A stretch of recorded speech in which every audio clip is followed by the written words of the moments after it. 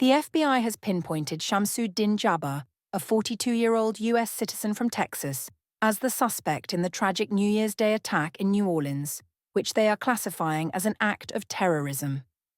This horrific event resulted in at least 10 fatalities and more than 35 injuries. At around 3:15 a.m., on a bustling street in the French Quarter, Jabbar drove a Ford pickup truck directly into a crowd celebrating the New Year, causing widespread panic and injury.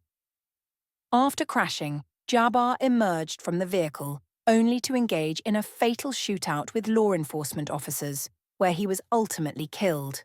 Subsequent investigations revealed an ISIS flag, weapons, and an improvised explosive device, IED, inside Jabbar's truck. Further potential IEDs were located nearby in the French Quarter. The FBI has stated that their bomb technicians are collaborating with local law enforcement to assess and neutralize these threats safely. The FBI is currently delving into Jabbar's possible connections to ISIS and other terrorist groups, while also trying to trace how he came into possession of the rented vehicle used in the attack. In response, President Joe Biden condemned the attack, labeling it an act of pure evil and committing federal support for the investigation and recovery.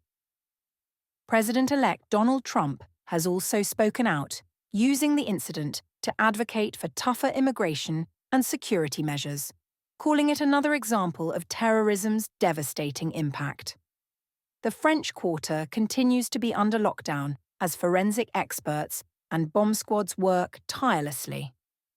A press conference is scheduled to discuss the adequacy of current security measures, particularly the physical barriers meant to prevent such vehicular attacks.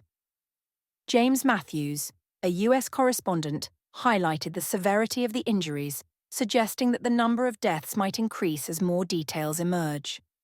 The community of New Orleans is reeling, enveloped in grief over the loss of life and gripped by new fears about public safety, as residents come to terms with this violent intrusion into their celebrations.